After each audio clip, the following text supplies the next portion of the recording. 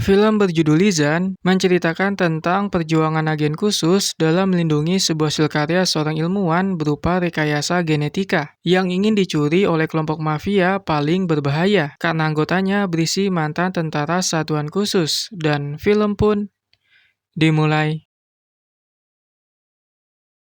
Ada sebuah pulau bernama Silverpan yang dikenal oleh seluruh dunia, bukan karena keindahan tempatnya, melainkan karena pulau tersebut menjadi salah satu penghasil barang terlarang terbesar yaitu opium. Namun beberapa waktu belakangan ini, produksinya mulai turun drastis sehingga menjadi trending topik di mana-mana. Ada seorang ilmuwan yang berhasil menciptakan sebuah benih baru yang digadang-gadang bisa menggantikan opium dan tidak berbahaya sama sekali, di mana benih tersebut bisa membantu perekonomian lokal yang saat ini sedang kesulitan. Namun, ada kabar buruk karena sekelompok mafia sedang memburu benih itu, yang saat ini sedang diamankan oleh agen khusus bernama Xiao. Xiao langsung menghubungi komando pusat sebab ada beberapa mobil mafia yang mengejarnya. Dia diperintahkan buat bertahan karena sudah ada agen yang ditugaskan buat membantunya. Mau tak mau, Xiao harus menghadapi mafia terlebih dahulu yang terus menabrakkan mobilnya. Tak lama, dia berhasil menghancurkan mereka semua dengan skill drivernya yang bukan kaleng-kaleng. Buat sementara waktu, dia merasa sudah aman sebab tidak ada yang mengejar lagi. Tapi tiba-tiba, mobilnya langsung dikepung dari arah depan dan juga belakang. Mau nggak mau, Xiao bersama timnya harus keluar dan masuk ke dalam bangunan terbengkalai yang ada di sana. Pertempuran kembali terjadi dengan sangat menegangkan sebab kali ini menggunakan senjata. Dan lawannya adalah mafia yang menggunakan tentara bayaran. Satu persatu tentara mulai ditumbangkan. Namun pihak dari Xiao juga harus tumbang, hingga menyisakan dia seorang diri. Seorang algojo dari pihak mafia bernama Cici menembaknya tepat di bagian lengan. Namun untungnya datang bala bantuan dari komando pusat, yaitu seorang agen terlatih yang langsung menumbangkan tentara bayaran yang tersisa. Sedangkan Cici berhasil meloloskan diri dari sana. Perlu diketahui bahwa agen terlatih itu bernama Xiang, yang akhirnya datang tepat waktu sehingga berhasil menyelamatkan Xiao dan juga benih yang ada di dalam koper.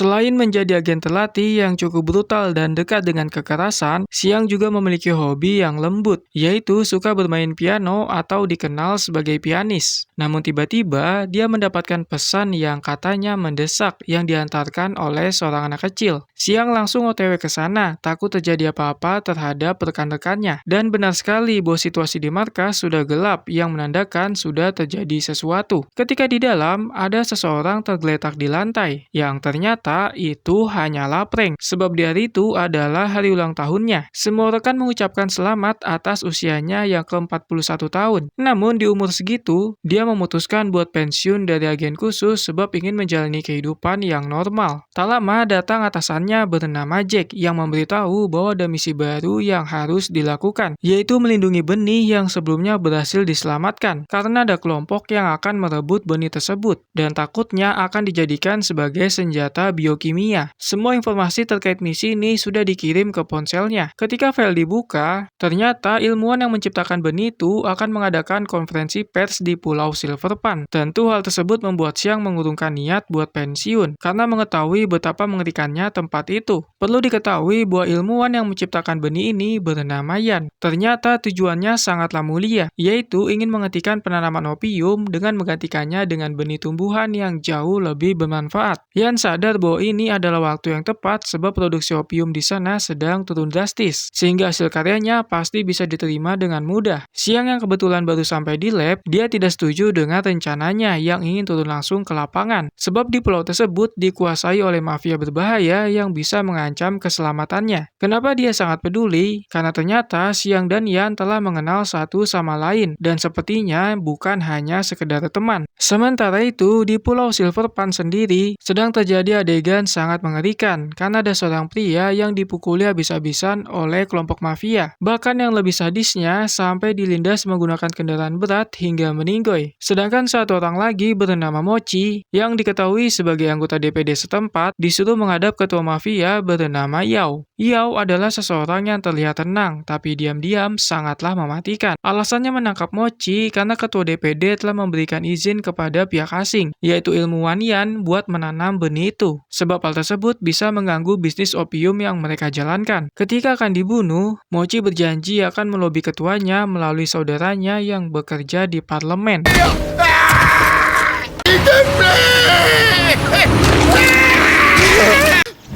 Sale bâtard! Il y a un connard! Non, non, je n'ai rien. Moi, je vous en supplie, monsieur Lee. Kembali ke Xiang yang berusaha membujuk Yan lagi untuk tidak ikut pergi ke pulau sebab sangat berbahaya. Namun wanita itu tidak mau mendengarkan sebab sudah membulatkan tekadnya. Disinilah akhirnya terungkap tentang hubungan mereka yang ternyata pernah menjalin hubungan sebagai suami istri. Namun saat ini sudah bercerai karena suatu hal yang nanti juga akan terungkap. Sementara itu, di kota kecil di Pulau Silverpan, ada dua orang sahabat baik bernama Nan dan Lee yang sudah kenal selama puluhan tahun. Lee mempunyai seorang anak cantik bernama Ying yang sedang menyelesaikan tugas sekolah. Tapi tiba-tiba saja dia pingsan setelah mendengar suara petir yang sangat keras. Lee langsung membawanya ke rumah sakit menerabas hujan sembari ditemani oleh Nan. Mereka menunggu di pinggir jalan berharap ada kendaraan yang lewat. Dan kebetulan sekali ada satu mobil yang ternyata adalah Yao dan algojonya yaitu Cici. Yao mempersilahkan mereka buat masuk supaya cepat sampai di rumah sakit. Di sana Ying langsung ditangani dengan baik sehingga nyawanya masih selamat. Namun tidak dengan penyakit jantungnya yang semakin memburuk. Sang dokter menyarankan agar cepat dilakukan operasi demi keselamatannya. Karena jikalau tadi telat sedikit saja, resikonya adalah kematian. Untuk sekarang, Lee harus membayar obat dan rawat inapnya terlebih dahulu. Tapi sayangnya uangnya tidak cukup sama sekali. Melihat hal itu, Yao langsung menyuruh anak buahnya untuk menyelesaikan masalah pembayaran. Di sini terungkap fakta lagi, bahwa ternyata Yao, Lee, dan Cici telah kenal sejak lama. Bahkan sudah seperti seorang saudara. Namun sekarang mereka menjalani hidupnya masing-masing. Kemudian Yao berjanji akan mencari dokter terbaik untuk mengobati penyakit jantung Ying. Tapi dengan satu syarat, bahwa Lee harus membantunya dalam menyelesaikan masalahnya saat ini. Lalu dia bercerita bahwa akhir-akhir ini pihak ketua DPD setempat telah memberikan izin kepada pihak asing buat menanam sebuah benih yang diciptakan oleh seorang ilmuwan yaitu Yan untuk membuat sebuah senjata biokimia berbahaya yang dampaknya tidak hanya warga lokal, melainkan seluruh umat manusia. Mendengar hal itu, Lee tentu membantunya, dan demi keselamatan sang anak. Di lain sisi, benih yang dimaksud sedang dibawa oleh Xiang bersama timnya menuju tempat konferensi pers di Pulau Silverpan. Mereka menggunakan bantuan drone untuk memantau situasi lebih luas demi berjaga-jaga. Namun tiba-tiba, di belakang mereka ada dua mobil mafia yang melakukan pengejaran, sembari menembaki dengan senjata laras panjang. Xiao berusaha melakukan counter attack dengan menembakinya balik. Begitupun juga dengan Xiang. Dia hanya membutuhkan satu tembakan buat melumpuhkan mobil yang mengejar. Padahal posisinya sambil menyetir. Untuk sementara waktu, mereka aman dan bisa melanjutkan perjalanan. Namun mafia itu melaporkan kepada ketua mereka yaitu Yao bahwa usahanya gagal dalam merebut benih itu. Kemudian kita diperlihatkan kilas balik tentang siapakah sosok Yao sebenarnya, yang ternyata adalah mantan pasukan khusus bersama dengan Lee. Dulu Lee adalah salah satu tentara terbaik karena memiliki kemampuan di atas rata-rata dan pernah menyelamatkannya dari kematian. Yao, je suis désolé.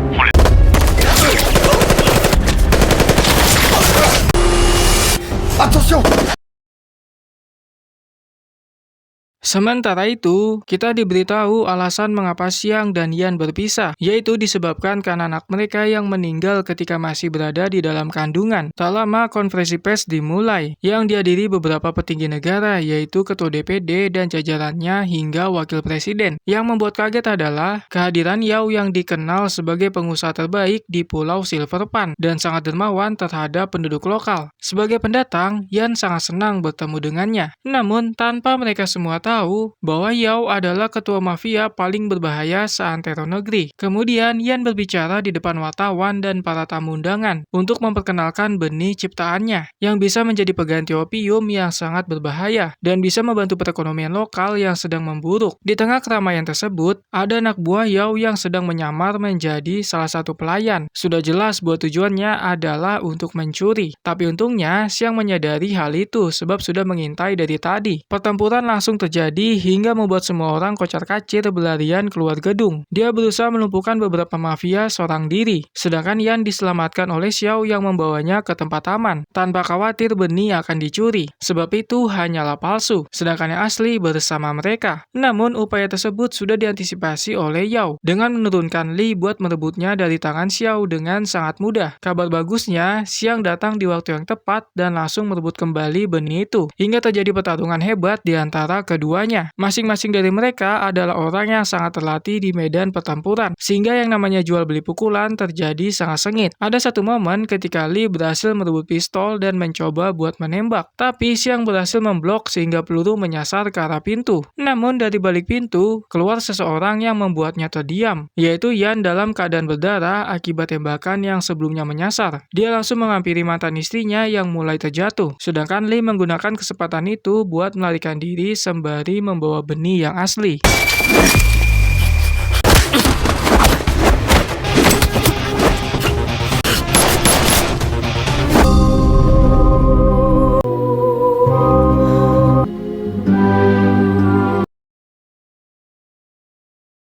Singkat cerita, Yao sangat senang karena Li berhasil mendapatkan benih yang mereka incar, lalu akan segera dimusnahkan di lab penelitian demi keamanan semua orang. Namun, Li merasa ada yang janggal. Kenapa harus dimusnahkan di lab? Padahal bisa di mana saja. Apa jangan-jangan rumor tentang senjata biokimia hanya gimmick saja? Tapi dia tidak mau bertindak dulu sebelum menemukan bukti. Di sini Li teringat masa lalunya ketika masih menjadi tentara satuan khusus. Saat itu, Yao adalah orang yang sangat kejam karena membunuh tawanan yang sudah tidak bersenjata. Mengingat hal tersebut, Li semakin yakin bahwa ada yang disembunyikan oleh sahabat baiknya. Sementara itu, Xiang sedang rapat rahasia bersama dengan semua petinggi termasuk dari Departemen Pertanian. Dia bertanya perihal manfaat dari benih sebenarnya, hingga mafia ngotot buat mencurinya. Lalu pihak dari Departemen Pertanian menjawab bahwa benih yang mereka ciptakan mempunyai gen yang bisa mempercepat pertumbuhan pohon hingga 10 kali lipat dari biasanya. Di mana Xiang langsung sadar bahwa niat mafia mencuri benih adalah untuk mengambil gen buat mempercepat masa panen opium. Masalahnya, ada seorang ilmuwan dari Inggris yang bisa memecah genetik itu bernama Profesor Stephen. Dan sekarang algojo mafia yaitu Cici sedang terpantau bersamanya melalui CCTV bandara, sehingga mereka harus bergerak cepat buat meringkusnya. Tidak butuh waktu lama, Xiang bersama tim berhasil mencegah Cici di gang sempit di tengah kota. Dia mengancam akan menembak mati mereka jika tidak menyerahkan diri. Namun Cici tidak takut sedikit pun, lalu berusaha kabur dari sana dengan memasuki sebuah bangunan. Xiang langsung mengejarnya secara perlahan, sampai akhirnya bertemu dengan Stephen di salah satu ruangan hanya seorang diri. Di sini dia lengah karena Cici sudah berada di belakang sembari menodongkan pistol tepat ke arah kepala. Tapi bukan agen khusus namanya jikalau tidak bisa mencari celah buat keluar dari situasi tersebut. Xiang memberikan perlawanan hingga berhasil merebut Stephen dan akan membawanya pergi. Namun tiba-tiba datang Li yang langsung menyerangnya dengan sangat brutal, sampai keduanya kembali terlibat pertarungan sangat sengit. Kali ini Xiang bertarung dengan penuh emosi sebab Li adalah orang yang menembak Yan meskipun gak sengaja. Saking emosinya, dia sempat lengah lalu terkena tendangan sangat keras sampai terpental cukup jauh. Momen itu digunakan kembali oleh Li buat melarikan diri karena Cici juga sudah kabur membawa Stephen.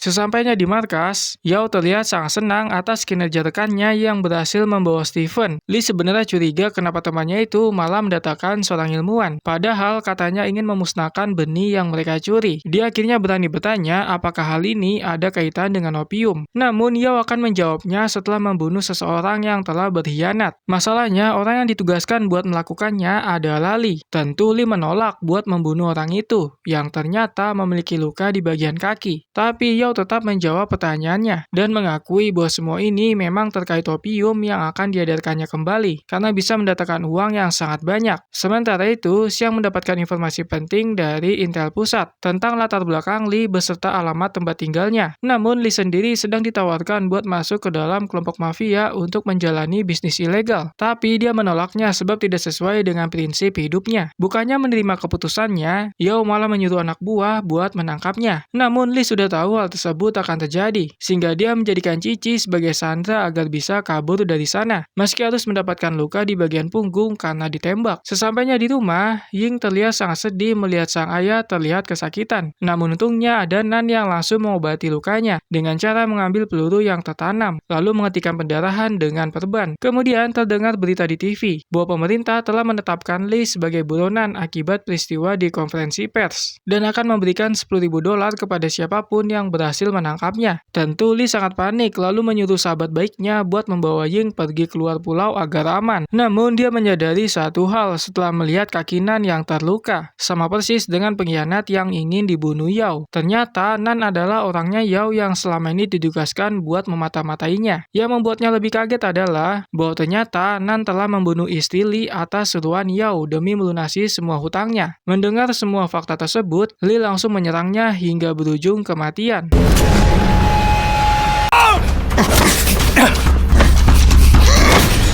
Yao m'aurait assassiné.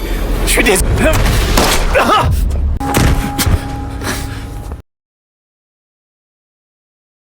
Di momen itu, tiba-tiba saja datang mobil polisi, sehingga Lee harus mengelabuinya terlebih dahulu, sebelum membawa Ying pergi dari pulau. Tak lama Xiang datang ke sana dan menemukan Ying yang sudah tergeletak karena penyakit jantungnya kembali kumat. Dia langsung membawanya ke rumah sakit untuk segera diselamatkan karena detak jantungnya masih ada. Kebetulan sekali rumah sakit itu memang tempat biasanya Ying dibawa, dan para petugas mengenalnya. Seorang suster langsung menghubungi Lee yang pada saat itu sedang khawatir sebab sang anak tidak ada di rumah. Lee bergegas menuju rumah sakit setelah diberi kabar. Sedangkan Xiang sedang menjenguk Yan yang sedang dalam keadaan kritis sebab kondisinya semakin memburuk. Posisi ruangannya persis di samping ruangan Ying. Tak lama Lee sudah tiba di rumah sakit dalam keadaan sangat cemas. Sekarang kedua pria itu berdiri tepat di depan pintu ruangan, berharap bahwa orang yang mereka cintai bisa selamat dari masa kritisnya. Sedangkan di dalam para dokter sedang memberikan penanganan terbaik. Namun hanya ada satu nama yang berhasil selamat, yaitu Ying, anak dari Lee.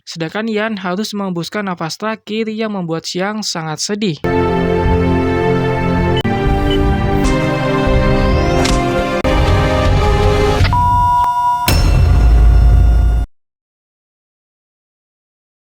Ekspresinya langsung berubah ketika melihat Lee yang menjadi penyebab kematian Yan meski sebenarnya tidak sengaja. Dia menyeretnya keluar untuk diberikan pelajaran berupa beberapa pukulan keras. Dan Lee tidak melakukan perlawanan sedikit pun karena merasa bahwa semua itu layak didapatkan. Ketika akan dibunuh menggunakan pistol, Xiang akhirnya luluh setelah Lee mengatakan bahwa apa yang dilakukannya demi keselamatan sang anak. Dia hanya mendapatkan informasi tentang keberadaan benih yang disimpan lab milik Yao dan akan segera melakukan penyerbuan bersama timnya. Tapi sesampainya di markas, tidak ada siapapun selain ruangan yang sudah dalam keadaan berantakan, karena ternyata semua rekannya sudah diculik oleh Yao. Yao ingin meminta file terkait struktur genetik dari benih, supaya bisa mempercepat pertumbuhan opium. Namun, agen bernama Kun menolak memberitahu, hingga akhirnya ditembak mati di hadapan yang lain. Kemudian dia mendapatkan telepon dari seseorang yang ternyata adalah Xiang. Xiang tahu apa yang sedang dia butuhkan, sehingga mengajaknya barter dengan menukarnya dengan Sandra. Sementara itu, Lee yang sedang menjaga Ying di rumah sakit mulai memikirkan kebaikan Xiang yang tidak jadi membunuhnya, hingga memutuskan buat mengambil langkah tegas, yaitu membantunya menyelesaikan masalah ini. Tapi di tengah perjalanan, dia dihadang oleh 7 orang preman lokal yang ingin menangkapnya, demi mendapatkan uang sayembara sebesar $10.000. Namun dengan mudahnya mereka dihajar sampai tidak berdaya. Ketika akan melanjutkan perjalanan, dia terkepung oleh anak buah Yao bersama tentara bayaran, dan tidak bisa melakukan apa-apa selain menyerahkan diri, sebab ditodong menggunakan senjata. De ce que j'ai compris, si je t'attrape, on me donnera 10.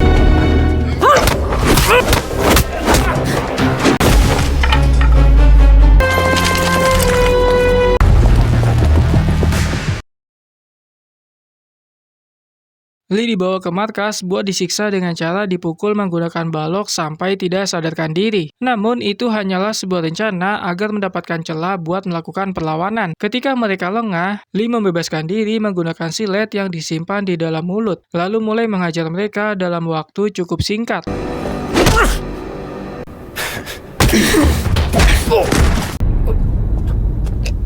Sementara itu, Xiang sudah sampai dan sudah menyerahkan semua file tentang benih. Namun, kedoknya terbongkar karena file tersebut adalah palsu setelah dicek oleh Cici, di mana Yao sangat murka lalu menyuruh semua tentara untuk membunuh semua tawanan. Namun tiba-tiba saja semuanya menjadi gelap sebab lampu yang padam, karena ternyata itu adalah ulah Li yang beraksi di waktu yang tepat. Xiang menggunakan kesempatan itu buat melakukan perlawanan, sampai akhirnya terjadi pertempuran sangat sengit. Di sini Li berhasil melindunginya beberapa kali dari tentara yang akan menembaknya, sedangkan Xiao disuruh buat menyelamatkan rekan-rekan mereka. Kemudian Xiang dan Li pergi mengejar Yao sembari berperang melawan tentara bayaran yang melindunginya.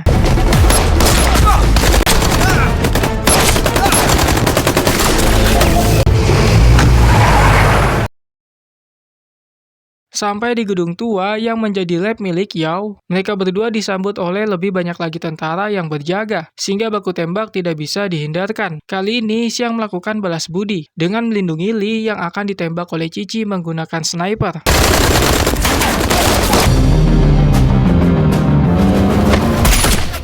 Mereka akhirnya bisa menyudutkan Cici dengan menodong pistol dari dua arah. Namun, Yao datang membantu dengan menodong Xiang, sehingga terjadi saling todong di antara mereka. Li berusaha menyadarkan temannya itu buat kembali ke jalan yang benar, karena opium memberikan dampak buruk buat banyak orang. Tapi Yao tidak peduli, sebab yang ada di pikirannya adalah mendapatkan uang yang sangat banyak. Lagi pula, semua uang itu juga bisa dipergunakan buat membantu banyak orang. Setelah berdiskusi panjang lebar, tidak ada jalan keluar yang bisa ditemukan. Cici mengambil langkah berani dengan menembak Li, namun dia juga terkena tembakan oleh Xiang, sedangkan Yao pergi dari sana karena tembakannya meleset.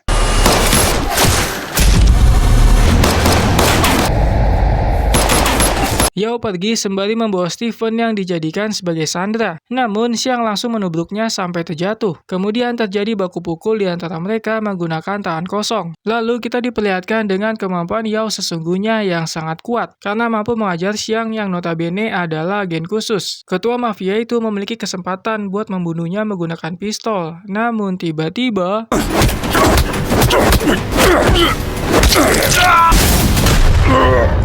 datang Li yang ternyata masih hidup karena tembakan Cici tidak mengenai bagian vital. Mereka berdua bekerja sama buat mengalahkan Yao yang kuatnya sangat langgang otak. Secara jumlah harusnya mereka menang, tapi nyatanya tidak sama sekali, karena Yao mampu mengajarnya menggunakan pisau karambit secara bisa-bisan. Bahkan Xiang saja sampai sempoyongan.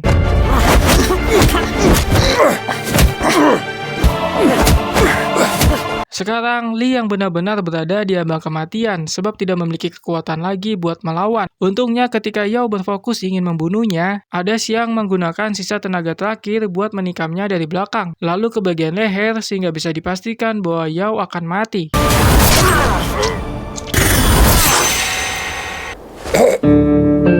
Pada akhirnya, Xiang dan Li berhasil membunuh Yao sebagai ketua mafia terbesar di Pulau Silver Pan. Dengan begitu, peredaran opium bisa dihentikan, dan film pun selesai.